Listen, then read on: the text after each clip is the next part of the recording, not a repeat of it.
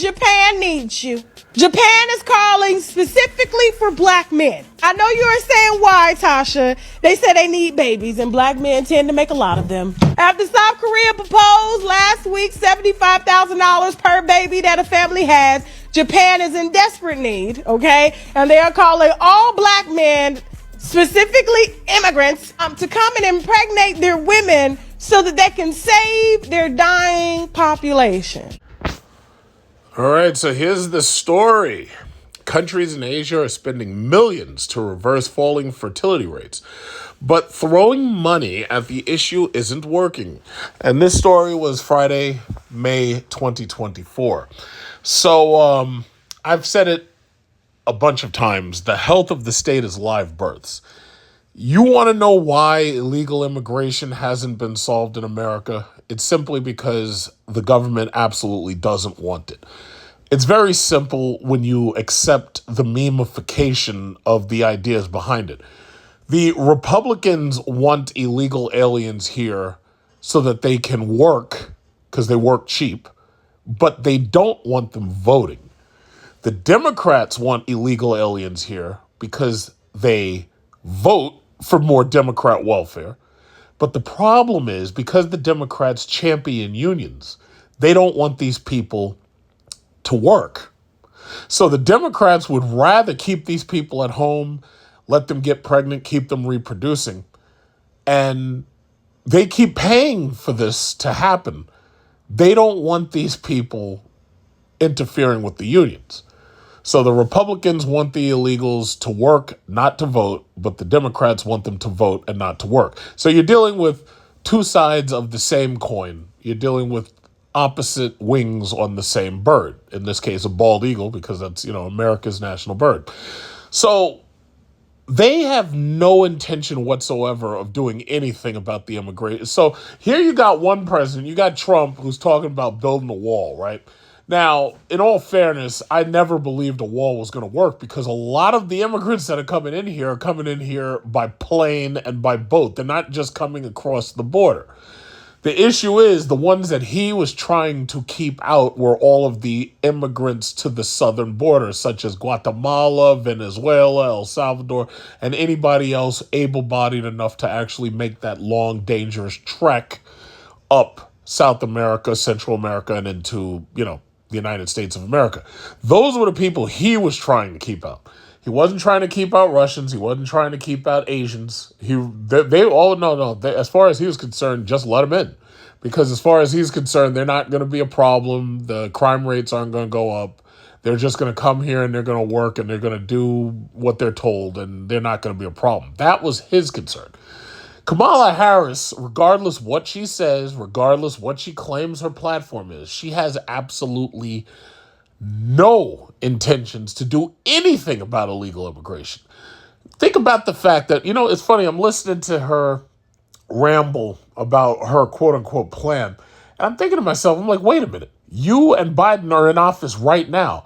All of this magic plan that you had to lower inflation and to do all this, y'all could have done that already, but you haven't done it. And there's a reason why you haven't done it. It's because you had no intention of doing it. And imagine if these idiots vote her into office and then you have to sit around for 4 years. Most of the stuff that she promised doesn't come true because they can't get the votes. The Republicans have the House or the Republicans have the Senate. You can't get the votes. It doesn't get confirmed. The Supreme Court says no.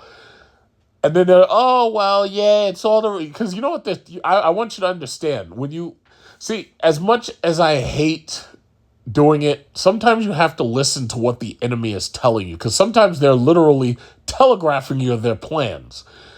The issue ultimately is they're claiming that Biden was trying to fix immigration, but Trump stopped it by telling all the Republicans not to go along with Biden.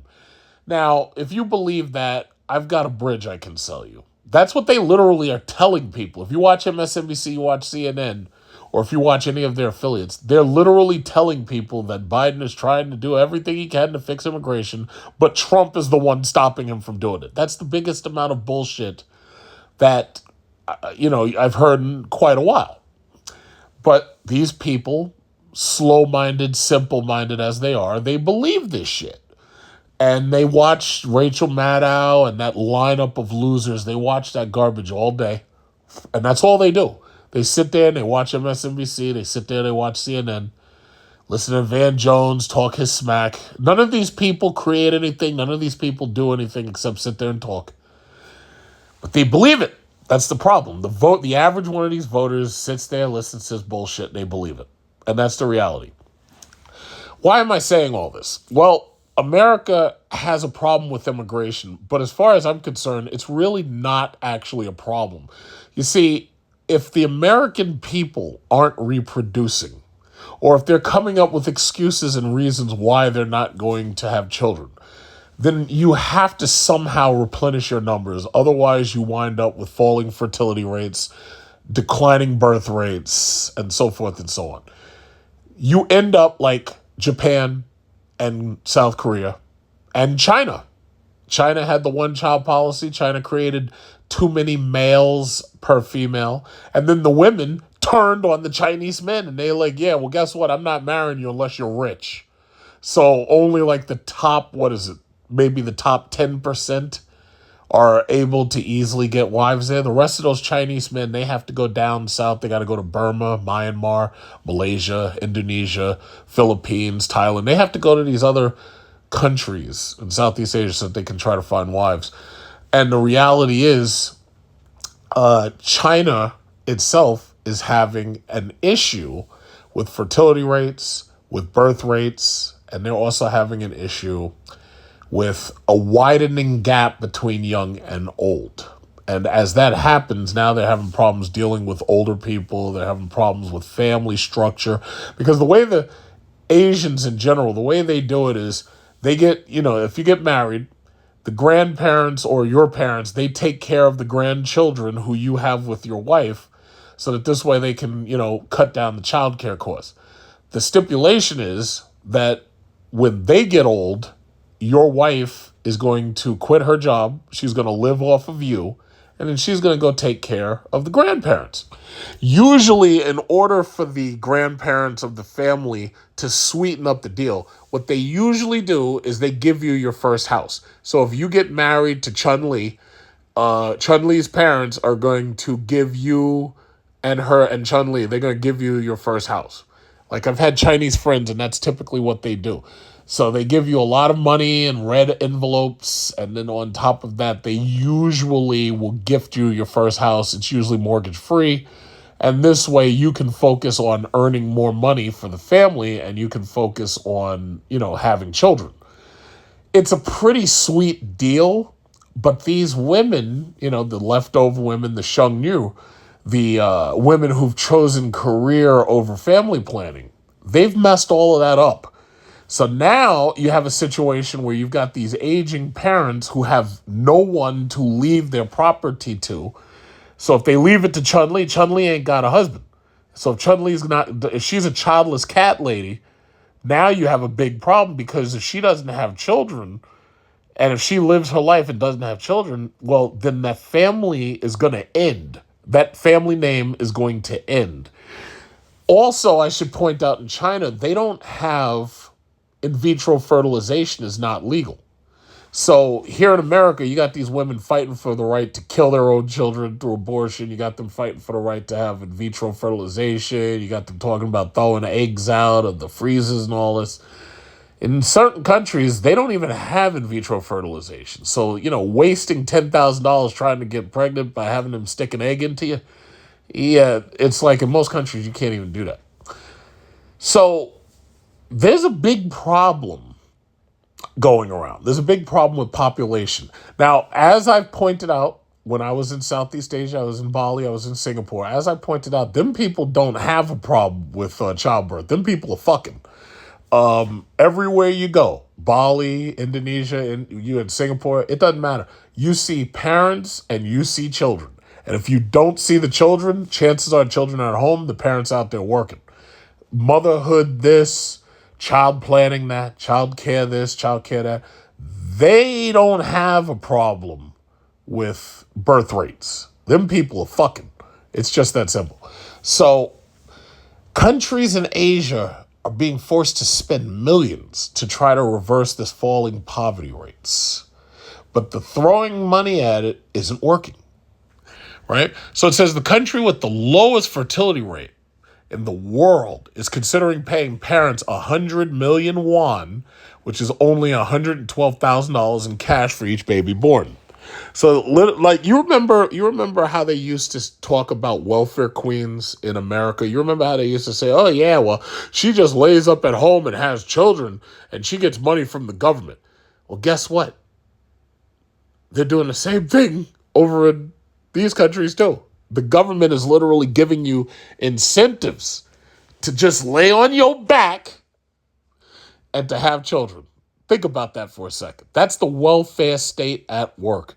Now, what they don't tell you is that by handing these women all this money to have children, that's only driving up inflation. Because ultimately, if the government is printing money for any reason, it's raising inflation. When inflation goes up, your cost of living goes up. Inflation is the expansion of the money supply. So ultimately, if the government's giving out all this money, it's ultimately causing your local prices to rise. That's one of the reasons why people still can't understand inflation, and they don't understand why we haven't beat inflation. It's because the government's still printing welfare checks. That's the bottom line.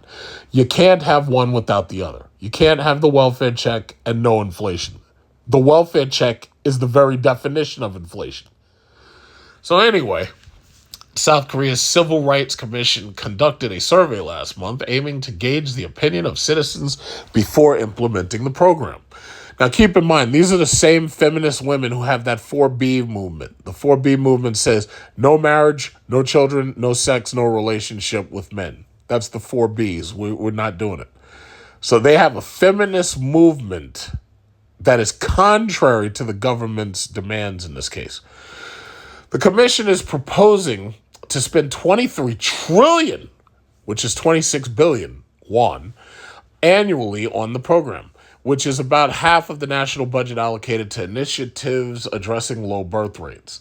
Through this survey, we plan to reevaluate the country's birth promotion policies to determine whether direct financial subsidies could be an effective solution. The answer is no. Part of the reason why these women aren't having children is cultural.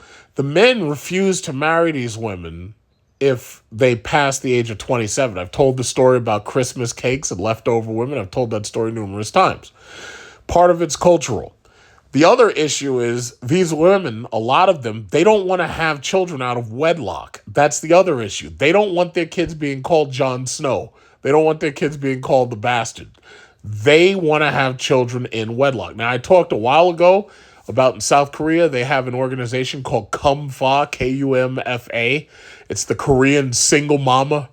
I never, ever imagined that Korea, of all places, would get to a point where single motherhood was a norm. I never imagined that would happen, but it is. Because the governments themselves are putting their fingers on the scale and they're doing it wrong. So anyway, what does it say? It says, through this survey, we plan to reevaluate the country's birth promotion policies to determine whether direct financial subsidies could be an effective solution. Low birth rates are no longer an issue exclusive to certain individuals. It is a matter that both the government and the private sector should work together to resolve. Wrong. The government should have nothing to do with this at all. They're part of the problem. The private sector, the way the private sector deals with low birth rates, which, first of all, this is not their concern, but the way they deal with it is by offering women like more maternity leave, offering fathers more paternity leave. They offer paid vacations and such. But you also have to understand, and having, stayed in South Korea a few years ago, these people work a lot. And these people, South Koreans, Japanese, even the Chinese, these people are wound like clocks. To call them robots is kind of an understatement. Like, these people are literally working all day long and they ain't got time. The women especially, they don't have time to have families. These women are wound up like clocks, trying to make their money so that they can live, glamorous luxury lifestyles with Birkin bags and all that bullshit, Tory Burch and all that stuff. And these people are so wound up. They ain't got time for family. And that's part of the problem. And then the other issue is the cultural issues. It's like if they don't find the absolute man that they want, they don't want to just settle. And they like what Kevin Samuels complained about with women who were average, not respecting average men. That exact same thing that's happened in America is happening in East Asia. Now, the one thing that I can appreciate, Muslim countries and Southeast Asian countries, especially the impoverished developing countries, those women are having children. Social science teaches us that the higher a woman's education level, the fewer children that they're going to have. Part of that is because rather than being in some man's classroom, they're at home fucking. Another issue is that when you start, teaching them about prophylactics and reproductive pills and shit, when you start teaching them about all that stuff, obviously they're going to start using it and then they're going to stop having children. That's the whole point of condoms, right? Condoms, prophylactics, Plan B, so forth and so on. So the bottom line is those countries ain't got a problem. Philippines ain't got no problem with birth rates. They got no problem. Who else? Thailand, they ain't got no problem with birth rates. Indonesia, they ain't got no problem with birth rates. Them women are at home fucking. Now, yeah, granted, there are some of them who have actual jobs and they're out, working and this, that, and other for a living. But the bottom line is they don't have that problem. They don't have the problem that the Japanese women, the South Korean women, the Chinese women, they don't have that problem. Now, some people think that this is a good thing because as far as they're concerned, China, has such a high population. They want to see China's population get knocked out. The Japanese, the South Koreans, some people want to see their populations get knocked out. The issue is these people are adding a lot of value to the global economy. I don't want to see them go out that way, but it's happening because of feminism and because of capitalism. Sorry. So what does it say? South Korea offers public housing. So you remember all those times that they talk about welfare queens in America and, oh yeah, well, the only reason why you live in the projects is because the government pays you to have children. Well, this is exactly what we're talking about right here. In fact, I've brought this up before. Hungary, if you have 5 or 6 kids, Hungary gives you a minivan. They literally give you a minivan. Imagine that. All I got to do is lay on my back and have some kids, and they give me a Chrysler Pacifica. How about that? Or Kia Carnival. Kia Carnivals are nice inside. Those things are like Maybachs now. They got reclining chairs. They got TV headrests and everything. It's amazing. What does it say? It says, ahead of South Korea's legislative elections in April, the country's major political parties vowed more public housing and low-interest loans in an effort to make life easier for young families. Well, here's my question. You want to make life easier for young families, but the women are literally telling you, I refuse to sleep with him. So how does this work? So anyway, it's hoped these kinds of measures will help stem population decline. Seoul, where the 0.55% fertility rate is the lowest in the country, has been at the forefront of these promises. Last Sunday, the city's government announced it would provide subsidies to couples who don't own houses and who have newborns from 2025. The Korean Herald reported, for those who qualify, the program plans to provide 300,000 won, which is only $334, per newborn. 300,000 won is only $334? That doesn't sound right. I could be wrong, but that just, I don't know. I think, okay, well, I could check it later. But anyway, per newborn per month for a maximum of 2 years. Amid rising costs of living, gender inequality, and harsh workplace cultures, a similar story of falling fertility rates is unfolding across many parts of Asia. When they say gender inequality and rising cost of living, part of the reason why the cost of living is rising is because of gender equality. You see, egalitarian. Okay, I'll make it very simple. When you have a woman living with a man making a family, guess what you don't have? What you don't have is a woman going out and getting her own place to live and a man going out and getting his own place to live. These places, like Korea and Japan, they have limited space. So if you have the women competing with the men for housing, guess what that means? That means that your supply of housing drops. It's basic economics. Higher demand equals lower supply. It's very simple. Now, of course, somebody might say, oh, well, why don't we just build more houses? Well, here's the problem. Japan and South Korea ain't very big. You don't have a lot of space. So it's not that simple. So the people already live on top of each other, for God's sakes. So it's like, no, you don't have enough space, but now you've got the women out there competing with the men for housing. Anyway. So countries are spending big in schemes to try and persuade people to have more children. China paying for IVF treatment and childcare, in vitro fertilization. Much of China's demographic downturn is the result of the one-child policy between 1980 and 2015. They have revoked it, if you didn't know. They were suggesting that people have 3 children if possible, but the Chinese women ain't having it. Since 2021, couples have been allowed to have up to 3 children, but this hasn't been effective. So they had a 3-child policy, but guess what? These women, they're out there trying to make money. They're working computer programming jobs. They're not at home fucking. I'm sorry, that's just what it is. Provinces and even companies are offering everything from cash subsidies to assistance with childcare and paying for fertility treatments like in vitro fertilization. In the city of Hangzhou, the government gave parents with 2 children a one-off subsidy worth around $4,300 for having a 3rd child in 2023, according to the local Zhejiang Daily.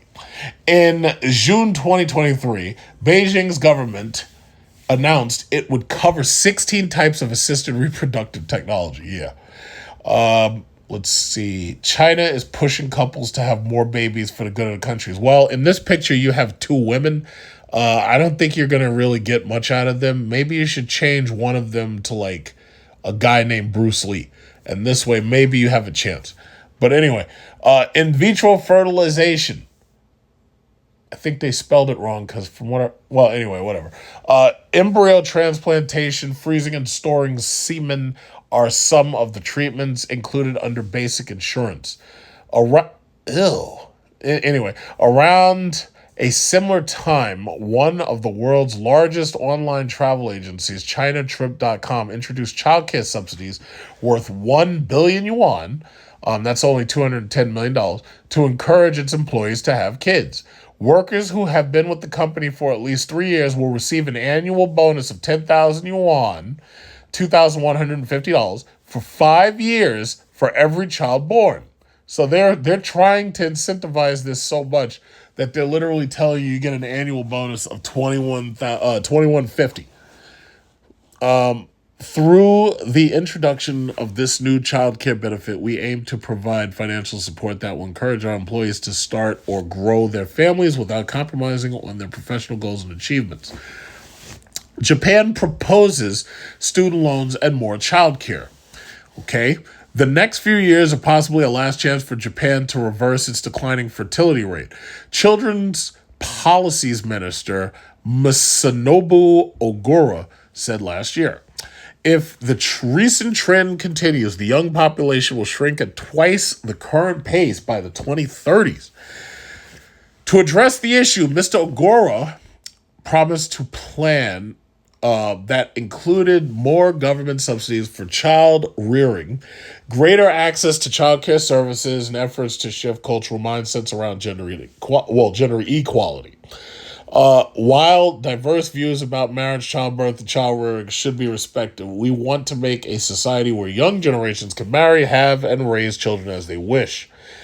The proposal was submitted to Prime Minister Fumio Kishida for further consideration. Currently, Japan offers a lump sum grant of $4,900 to new parents for each child. So that's nothing like, we have the same thing. It's the child tax credit, which supposedly I think the Republicans and the Democrats, they allowed that shit to fall through. Kamala Harris is promising like $6,000. But the problem isn't the child care tax credit. The problem is that the men and the women hate each other. That's the problem. See, when you cut through all this bullshit, what you see, first of all, the health of the state is live birth. The government is trying to bribe us into screwing. That's what they're trying to do. They're trying to bribe us into screwing. The women and the men hate each other. I don't know how to better say that. When they say gender war, a lot of people seem to not pay attention to the word war. When you're at war, you have only one option: destroy the enemy. If you're saying that people are in a gender war, then what you're saying is one side has to destroy the other. The women and the men hate each other. The South Korean women have the 4B movement. I did that in another video. No relationships, no sex, no marriage, no children. And they have that targeted at their own men. Now, before I go on, let me just remind you, if you're a passport bro, if you're a black man, if you're a white man who travels, if you're Passport Joe, even if you're a Hispanic guy, and you go over to Japan or you go over to South Korea, you can get a woman real quick, because those women have these rules. The 4B movement, that's for their men, not for us.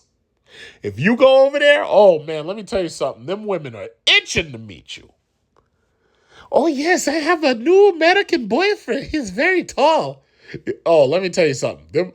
I've been there. I made video clips. I've been there. I've been to South Korea. I stayed in Seoul, Jeonju Province, Namisan Island. I was all over that place. Gapyeong. I was all over the place. Let me tell you something. Them women were DTF. They were ready. They was ready. If you go to Japan, let me tell you something. Them women is ready. They is ready. They're not ready for Japanese guys. They're not ready for South Korean guys. No, they ready for Americans. They ready. Believe me, they ready. So what I'm saying is this whole they hate each other, but we're the exception.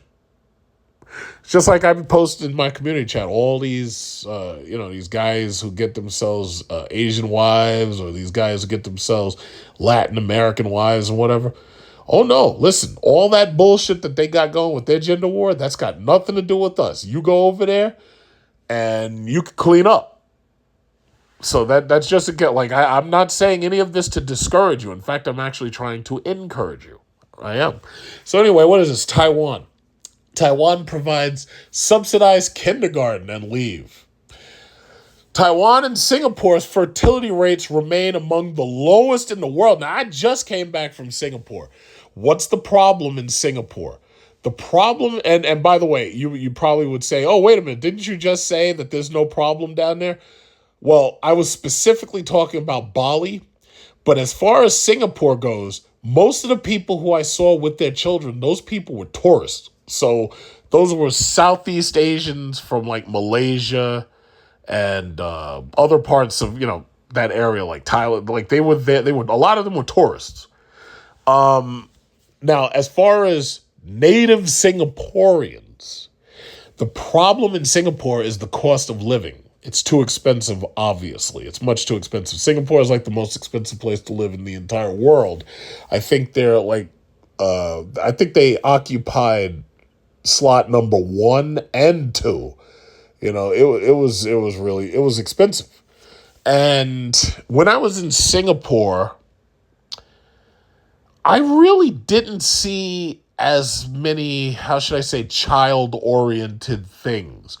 What I did see where there were a lot of Indian people there, Pakistan, India, Bangladesh. There were a lot of those people there. Some of them had businesses and everything. And, I made video in their places where they live. A lot of Chinese. And everybody who I saw, they had children. So the issue, what I didn't see very much in the way of, childcare, motherhood, maternity, and all that stuff. I didn't see much of that. In Bali, I did see a lot of that. In Indonesia, I saw plenty of that.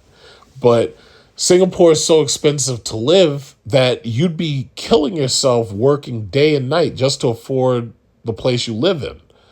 And it's probably not going to be that big, and you're probably living in a very small place, and you're probably not that happy. So anyway, it says, Taiwan and Singapore's fertility rates remain the lowest in the world. During the pandemic, Taiwan's government extended subsidies for IVF treatment to all couples, regardless of income. Existing incentives include subsidized kindergarten childcare payments and 6 months of paid paternal leave. Ahead of Taiwan's election in January, now President William Lai said the declining birth rate should be a top priority, while opposition candidate Hu Yue,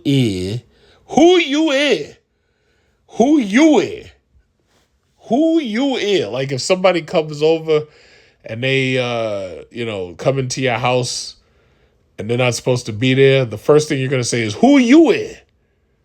Like, that's how we say it. We're like, who is you? Who you is? Yeah, that's right.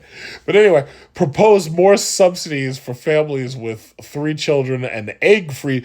I'm not with this shit for egg freezing. I'm not against. I don't like that at all. Because I just saw that new Alien movie, Romulus, and I just think freezing eggs and all that shit. I just think that's a bad idea.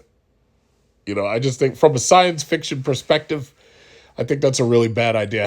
Those kids could come out psychotic for all I know. I don't think that's a good idea. I really don't.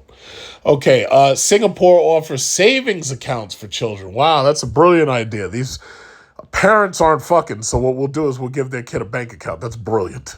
Okay, anyway, as for Singapore, the government boosted its baby bonus scheme, giving out as much as 10,000 Singapore dollars, 11,200 in cash for first and second children. It increases to 13,000 Singapore dollars, which is $14,600 for your third and subsequent children. This helps to lighten the financial outlay when it comes to raising your child, Singapore's government says. Alongside the cash, the scheme offers a special savings account for children and comes with an initial deposit of $5,600 US. 4 weeks of paternity leave for working fathers, 12 days of unpaid leave for each parent, and opening an additional 22,000 preschool centers from 2022 to 2024 are also in the mix in Singapore. Now, has any of this been effective? Many of these policies have been in place across Asia for years, but fertility rates continue to decline. Let me say it again. The government created this problem. The government can't fix this problem. The men and the women hate each other. Like, I can't say it any clearer than that. The men and the women hate each other. The women are in direct competition with the men, and the men ain't having it. So what are the men doing? The men are like, okay, well, you can stay here and you can be a childless cat woman. I'm going down to Burma, Myanmar, Malaysia, or Thailand, Philippines, whatever, and I'm going to get me a nice, young, impoverished wife who I don't have to argue with. And that's just what it is. Now, the parents are not happy with this at all, but these men don't care. And that's what they're doing. The Chinese men, the Korean men, the Japanese men, they say, no Christmas cake. I'm going and I'm going to get fresh cake. That's what it is. I'm going to go get some fresh cake.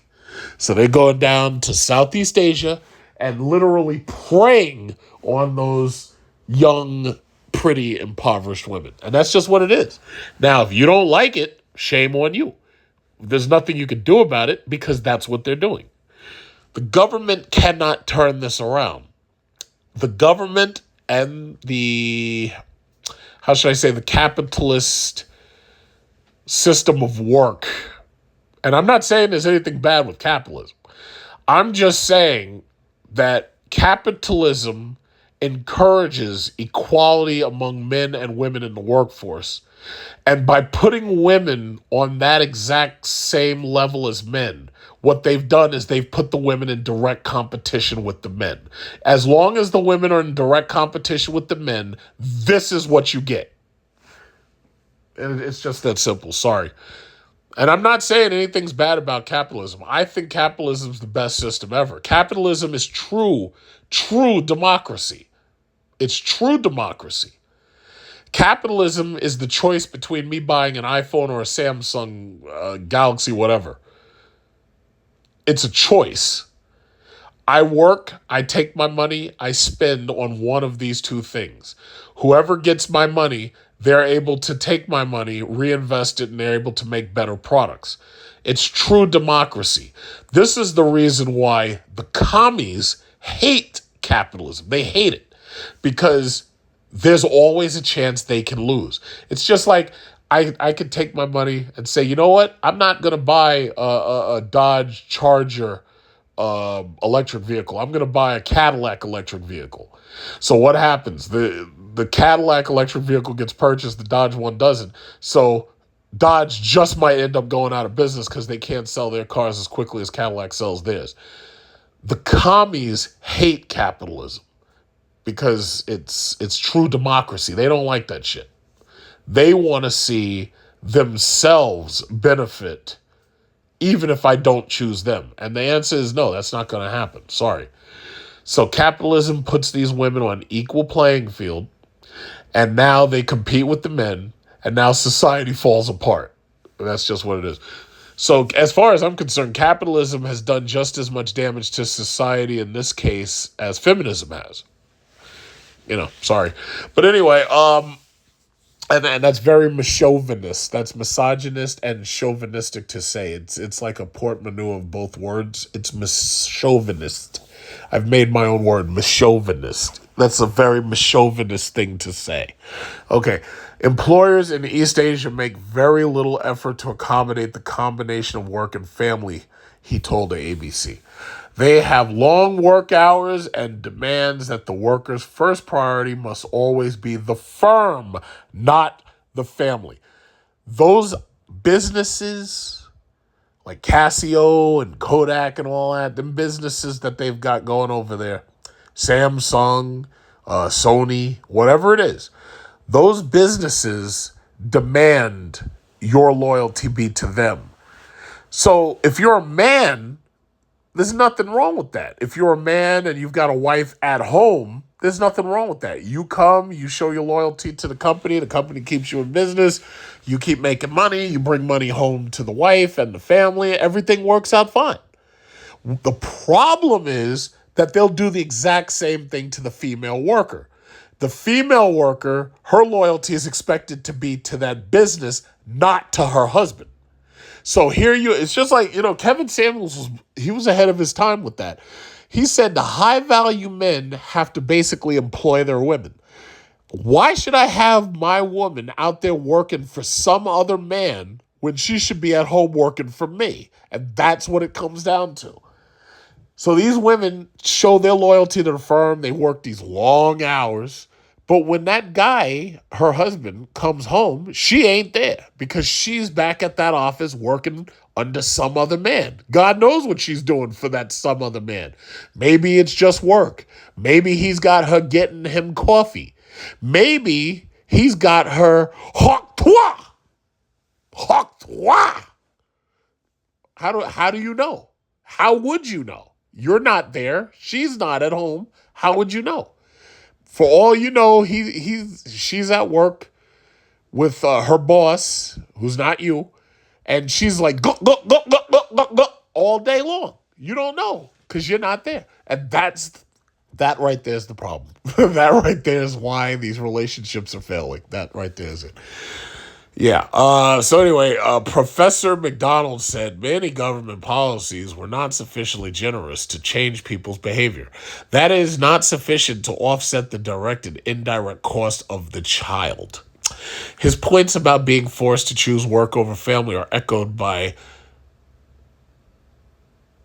Shujian Shujian Peng Shujian Peng, a population expert at Victoria University.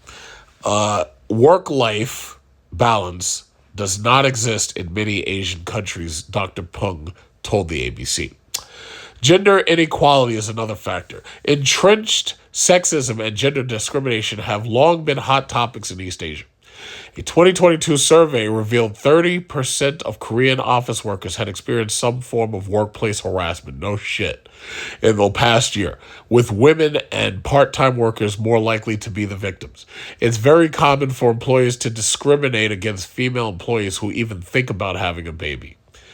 Well, bottom line is, if I'm an employer and I hire you, I'm hiring you to do work. I'm not hiring you to be at home with your legs open. I'm not that's not how it works. Now you may say that it's chauvinist for me to say that, but my bottom line is making money. I don't give a shit about your feelings. My bottom line is making enough money to go out and buy another Rolls Royce. My bottom line is not you laying up in the house producing children. So that's part of the reason why most corporations do not want to hire women of certain ages. Now, these corporations also, in many cases, do recognize that a lot of these young women who are career driven and who are shrugging off, relationships with men, they recognize that yes, they can be very good workers. They can be very, very good and loyal workers. They know that, but the reality is that's not why they're hiring you. They're hiring you to make them money. They're not hiring you to be laying up at home dropping babies. That's not what it is. What is this? Women in East Asia are well aware that their career progress will be immediately halted if they have a baby. Of course, because you're going to be at home. You're going to be at home. That's what it is. Professor McDonald said governments were well aware of the issues, but it seems the employers are too powerful and are able to resist radical change. Of course, the governments cannot force the employers to pay women money just to lay up at home and have babies. They can't do it simply because the employers themselves would go out of business. The employer's job is profit. The employer's job is to earn revenue and to make profit. Their job is not to give you maternity leave for months. Their job is not to give you paid vacations. That's not their job. Their job is to make profit and to stay alive for the next couple of years if they possibly can. But it seems the employers are too powerful. From the employer's perspective, they see themselves in competition with other firms. Of course, Sony is in competition with Apple, for example, and with other countries. And keeping labor costs low is a central strategy for maintaining competitiveness. Money not enough to fix deep-rooted issues. Dr. Ping said throwing money at people was not enough to convince them to have children. If the men and the women are competing with each other and they hate each other, just handing them a couple of dollars is not going to be enough to stop that. The financial incentives are important but not effective on its own. You need to combine economic factors with all the others, social, cultural, and political. Here, let me help you out. What you need to do is you need to bring back a state of poverty. If you bring back a state of poverty, I guarantee you the women will start to reproduce. And I guarantee you the men in the state of poverty, they will still be doing what they've always done in a state of poverty. They'll be doing dangerous, difficult, and dirty jobs. What they won't be doing is laying up in an office building with their suit jacket on, looking prim and proper and having manicures and driving a Lexus and all that shit. Return them to poverty. And I guarantee you, your birth rate issues, you won't have a problem with it. Guaranteed. Return them to absolute poverty. That's the only thing that you can do. They've always shown in social sciences that as people get wealthier and people get more educated, they tend to have less children. That's like a fact of social sciences. When they're less educated and when they have less money, that's when they have the children. You can take a look at most impoverished countries around the world. They have like the highest birth rates. You can look that up right now. Okay, so anyway, governments first need to address the lack of work-life balance. There needs to be a greater push for flexible working environments. Dr. Pung said it should start with the bare minimum. Employees not being expected to stay back and work beyond their hours or to answer calls and emails after they finish. Okay, so they offer a picture of this chick right here. I guess she's just a generic Asian chick right there. I'm pretty sure there's lots of men who would love to marry her, but the thing about it is she's in that 4B movement. She said, no, forget it, buddy. All right, so anyway, as countries around the region employ various strategies to get people to have kids, Professor McDonald has a blunt reminder of what's at stake. Schools start to run out of pupils, and that's the problem. How do you keep your schools going when you ain't fucking? Where are these kids supposed to come from? You know where they're supposed to come from? Third world countries. Illegal immigration. Illegal immigration. I'm going to build a wall. So anyway, the number of new entrants to the labor force is going to fall sharply, affecting national product and the population ages, rapidly putting strain on the capacity to support the increased age population. The severity and speed of these consequences depends on how fast and how far the fertility rate falls. Related stories. I'm not going to go to all of those, but it says, why are women in countries with the lowest fertility rates not having kids? Wait a minute. Didn't you just ask and answer? Countries with the lowest fertility rates, by definition, are not having children. Anyway, Xi is urging Chinese women to get pregnant for the good of the country. Here's why many are ignoring him. It's my body. I can do what I want. I'm an independent. All the ladies, independent. Throw your hands up in there. All the ladies get money. Throw your hands up in there. That's the reason why they ain't having your children. The government can't force you to get pregnant. They really can't. They can incentivize you, and you can say no. So much for that country. South Korea wants women to have more babies, but their latest idea outraged millennials and Generation Z. Now, what do you notice about this South Korean girl? What do you notice? What she got in her hand? She's got books. That's your problem right there. That's your problem right there. She's smart and educated, and she's an independent lady, and she doesn't care about the health of the state. See? That's your problem right there. Anything else? No, I guess that's about it. Yeah, so that's about it for that story. But yeah, they have a big problem over there. They have a really big problem over there. So the question that you have to ask yourselves is, what can the passport bros do to solve it? You may have heard stories that Japan was paying black men in general to come to Japan and to possibly have relationships with women in Japan. You may have heard stories like that. Now, there are some people that are saying that those are fake stories, but then when you dig deeper, it's kind of indirect what they're doing. Like, they're not literally sending out invitations to black men to come over there and knock up the women. That's absolutely not true. What they are doing, however, just like South Korea, is in some cases what they're doing is incentivizing even foreigners to come to those countries in order to help to build their economies back up.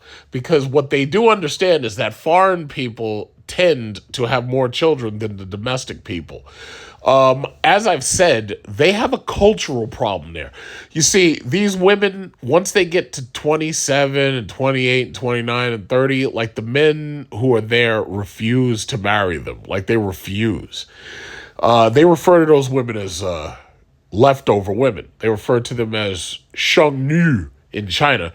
They refer to them as Christmas cakes in Japan. I already did the joke. I'm not going to do it right now.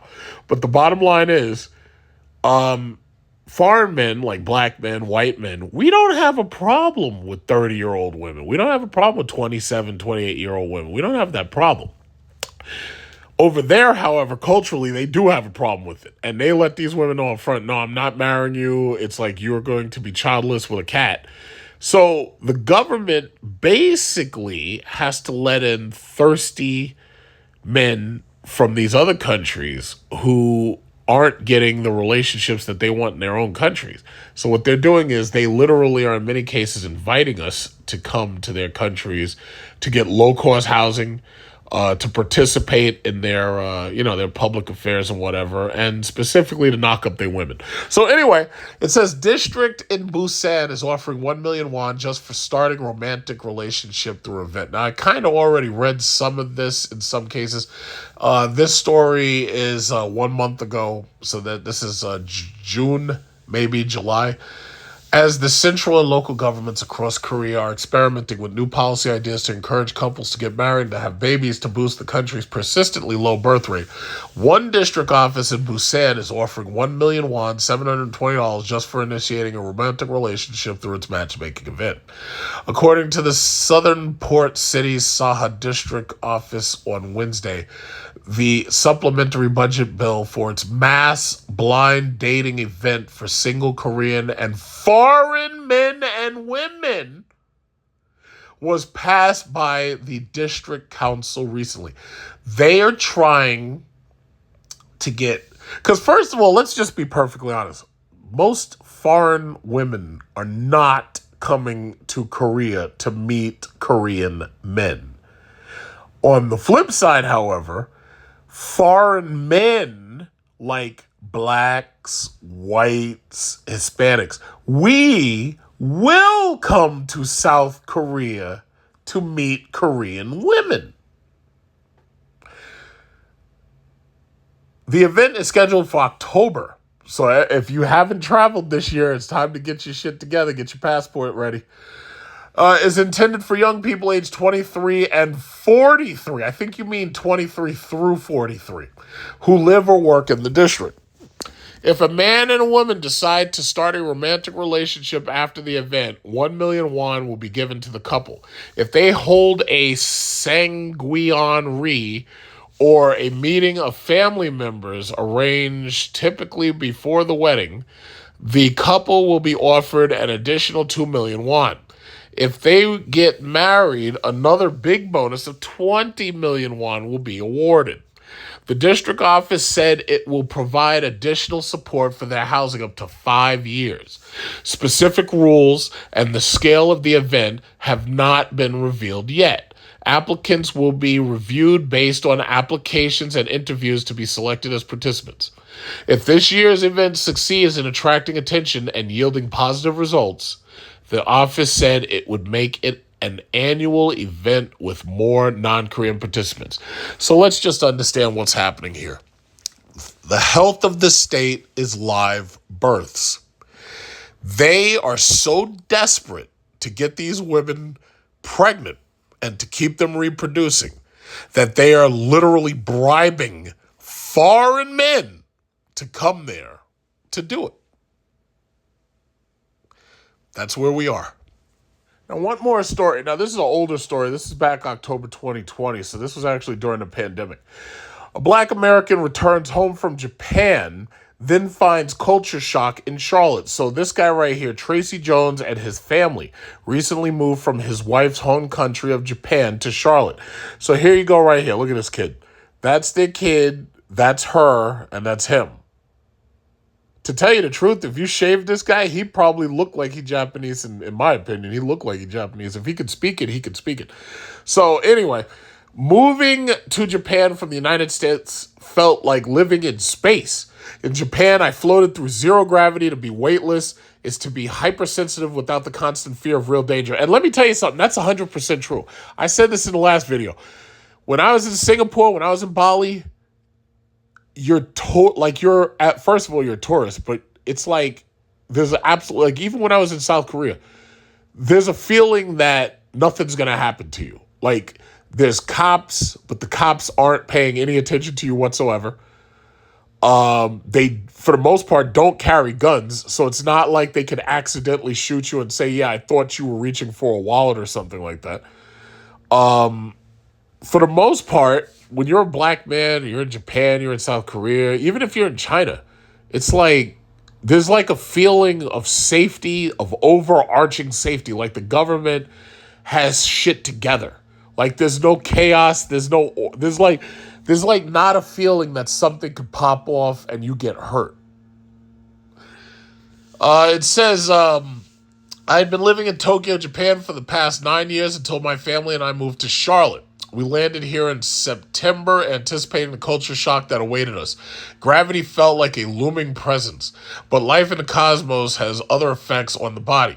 The symptoms, including seclusion, exposure to radiation, and increased anxiety from inhabiting environments with people who treat you like a foreigner or an alien. The American media machine had already misled the Japanese about black folk. In 2017, foreigners made up 1.9% of Japan's population. Of that total, Americans made up 3.7%.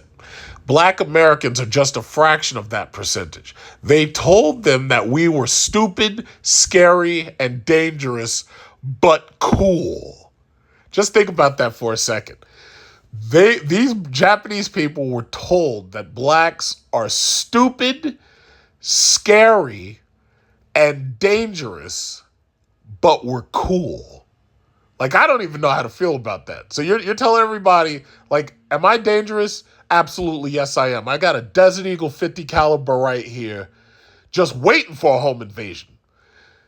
Am I stupid? Absolutely not. I have a very high IQ. I know how to easily make money and manipulate the, the capitalist system. I don't consider myself stupid at all. Am I scary? Oh, absolutely. Yes, I am. I'm 6'6", and I'm black, and I'm big, and I'm strong.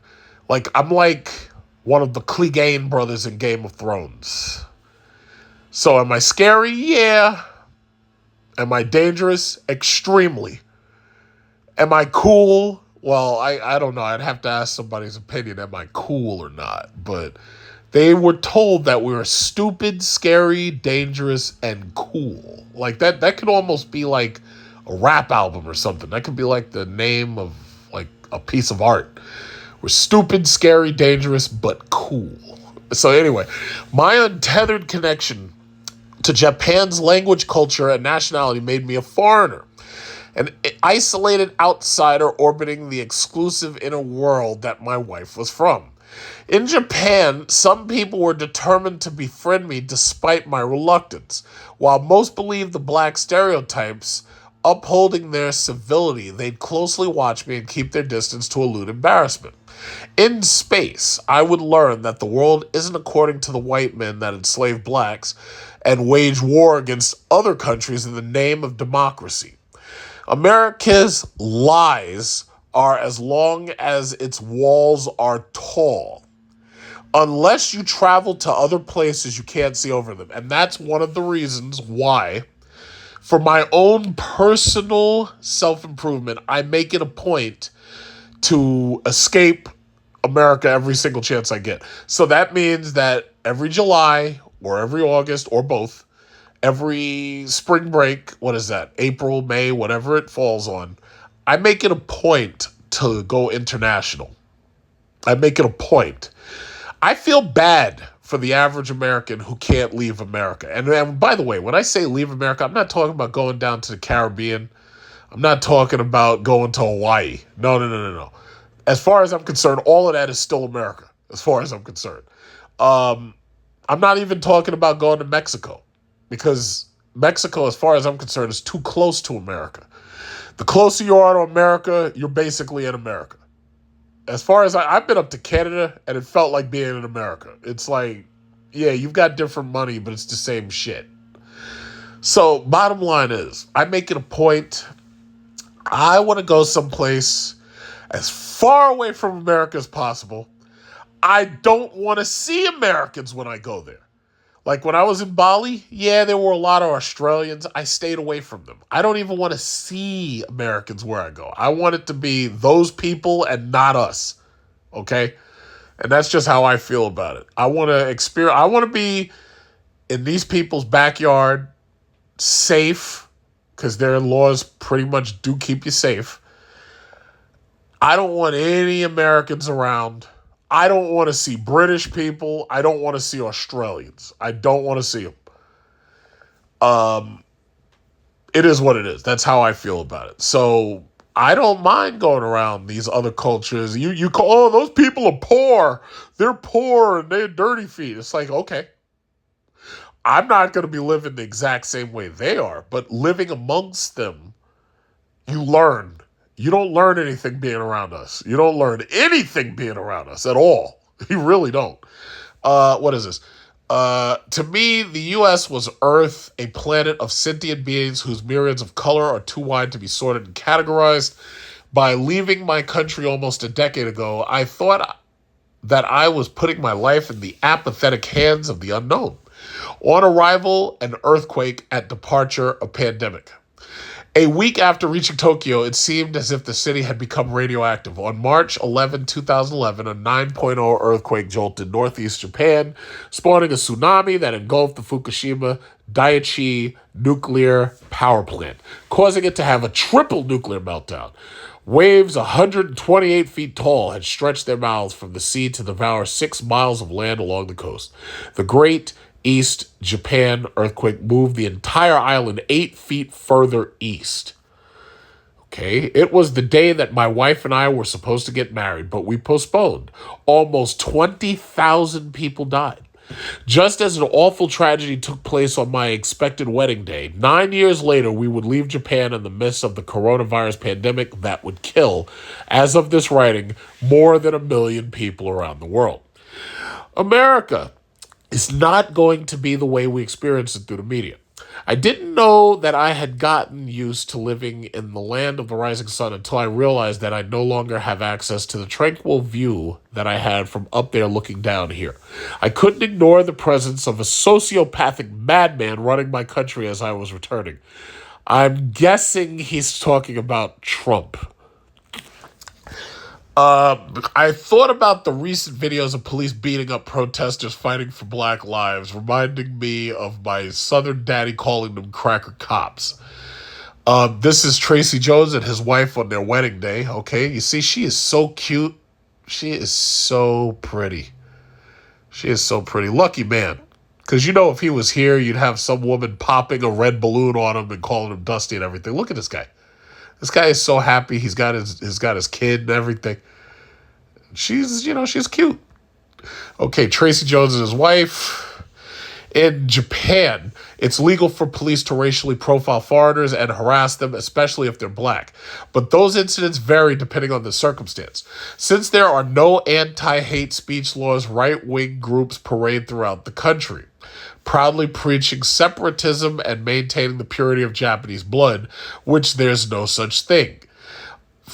Though gun-carrying zealots brandishing their deadly fantasies are absent. So yeah, in these countries, one of the things about Japan, South Korea, and China, which me personally, as a big black guy, being there, even walking around with Chinese women and whatever, I never felt racism targeted towards me. I understand that those countries are xenophobic. I totally understand why. Japan wants to keep Japan for the Japanese. Korea wants to keep South Korea for the Koreans. What is it? China wants to keep China Chinese. For the Han Chinese, not for them people from Xinjiang. They keep them people over there. They don't want you coming around. I understand that. I understand the xenophobia. Some people be, oh, well, you should fight it. It's like, that's not my fight. Those are those people's country. That's not my fight. But the bottom line is, I never felt that targeting me. So I understand, like, if you're living there, yeah, you have more opportunity to be targeted. But for the most part, I walked around in South Korea, never had a problem. The cops never talked to me at all. Never said anything to me, never stopped me. Hey, what are you doing here? It's like, yeah, I'm walking through your red light district. Nobody said anything to me. Like I was like Godzilla walking around and nobody's even talking to Godzilla. Nobody's saying anything about. There were some people with very little English skills who would say hi and this, but I don't have Korean language skills. I can't read it and I can't write it and I can't speak it. So whenever I would meet like younger Korean people who would speak to me, like I'd talk very nicely to them. Hey, how you doing? Yeah, blah blah blah blah blah. Do you like music? Blah blah blah. But for the most part, I never felt anybody was out to get me. This whole thing that you got in America, where every now and then somebody goes and just randomly shoots up something like a Korean store or a synagogue or a marketplace with blacks or a church with blacks, that doesn't happen in these other countries, specifically because these people ain't armed. So the fear of the cops shooting me, the fear of somebody just randomly pulling over and saying, hey, boom, like I never had to worry about that. Not like here in America, you do have to worry about that. You got to worry about somebody trying to snatch the wheels off of my goddamn Jeep, or which never happened because I don't park in certain places. I never had to worry about somebody trying to steal the engine out of my Hellcat. I never had to worry about like somebody pulling me over at gunpoint and trying to take my car. Like there's black men who've died because they had Durango SRT Hellcats and they've been killed on video by people who look just like them, mind you. I never had to worry about any of that. Not while I was over there. I come here, let me tell you something. Home invasions can happen to anybody. But my Desert Eagle's right here. It's right here. Like, you know how, what was some people be like, yeah, I sleep with a gun under my pillow? No. I sleep with my pillow under my Desert Eagle. It's like, you shouldn't have to worry about stuff like that, but here you do. Because you never know. Somebody might be looking at your house. They be like, yeah, I bet he's got some good stuff up in there. And then they try to roll up into your house and everything. No. You got people trying to squat in your house. And believe me, before I went to Bali, because, I don't share my travel plans too much because I don't want people to know when I'm going and when I'm leaving. So none of my neighbors knew where I went. My mom was telling me, oh, yeah, we'll come by the house, me or your father, or we'll come by the house and we'll make sure your mail is put, and, you got to watch out for squatters. I told my mom, my AR-15 ain't going to tolerate no squatters. Just like that. But you got to worry about stuff like here that you don't have to worry about in these other countries because these other countries don't tolerate that shit. And I personally think we shouldn't either. But, that's what it is. So anyway, where are we? I think they know. I will talk to them. My wife said about our long-living plants that began to die days before we started moving out of the apartment. Compared to our trivial sentimentality, the constant releasing of snuff films showing unarmed black men getting murdered impressed upon our approaching future. Could you imagine you're married to this Japanese chick right here, and you've got a black son, and you're worried about moving, like right here.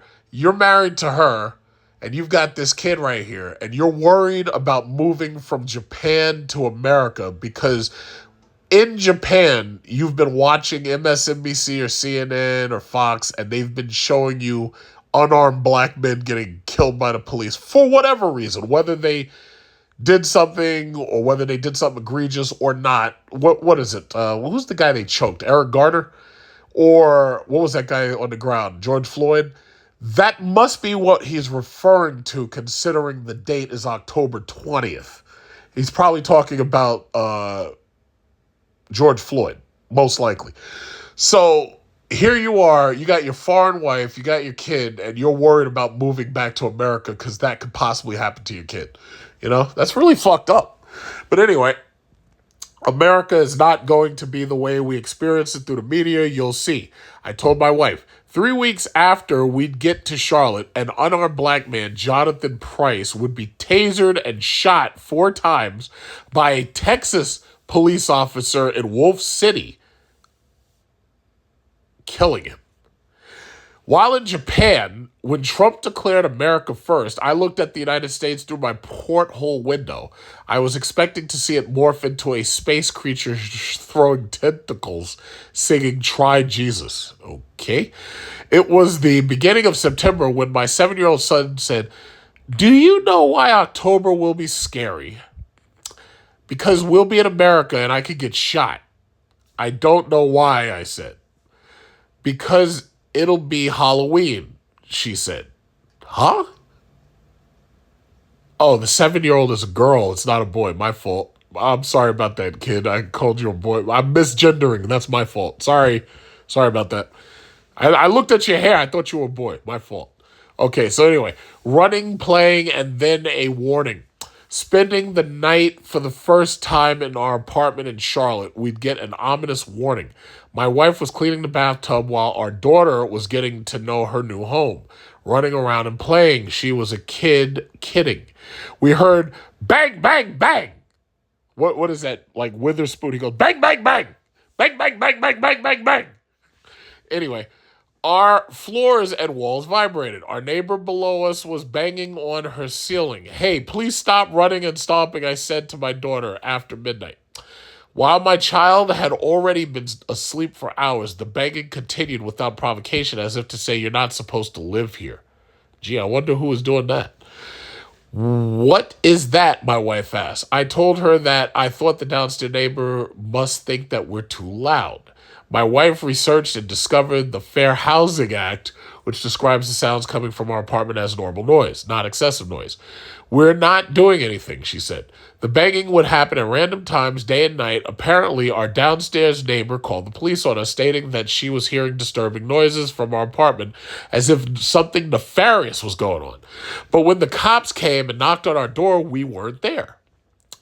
On our second night in Charlotte from Tokyo, I went to Carolina Ale House to pick up food late at night. Everything was closed down, the streets were dark, but I kept seeing cops' cars parked on the roadside. Driving down East 4th Street, I saw a large crowd of silhouettes in the street blocking cars. The gathering of bodies got closer. I started backing up my car. Black Lives Matter. I hear them chant. It was almost midnight and they were blocking traffic. I saw a white woman on the street yelling at somebody in a car. Can't say I approved of her tactic, but her passion was necessary. "We'll get you clear," a white man said to me, holding a Black Lives Matter flag. I saw young black men, some on bikes, popping wheelies in the middle of the street. This is just getting stranger and stranger.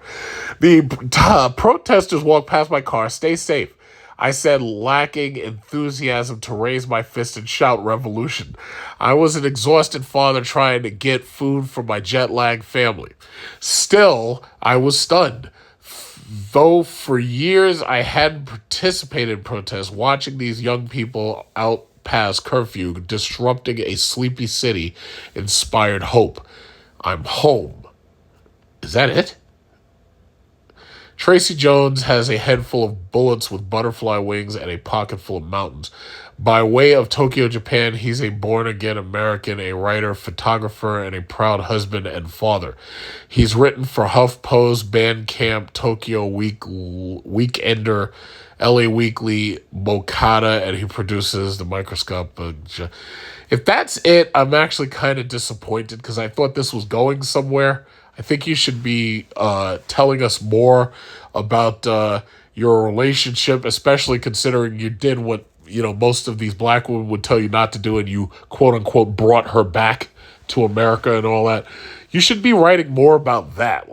It's like this article was all over the place. It meandered, and personally, I'm really disappointed that it ended so quickly because I thought it was going somewhere and it never actually got there. It was like watching that movie Prometheus or Alien Covenant, which were both shit movies. So yeah, it kind of meandered a little bit. But anyway, that's the story. So I wish I could say that I learned something from it, but I honestly can't. So long story short, South Korea, Japan, China, at this point, they're almost beckoning us to come there as passport bros to meet their women so that we can take these Christmas cakes and, reproduce. That seems to be what's going on. So this was over an hour's worth of news articles, but that's what it is. I don't know what they're trying to do. It's almost like they're trying to destroy their own societies simply by failing to reproduce. I don't know, but long story short is we have to look at it from our perspective as to how does this benefit us. I believe this benefits us, as in you've got these lovely, lovely women. For the most part, they are humble and they're willing to be somewhat traditional.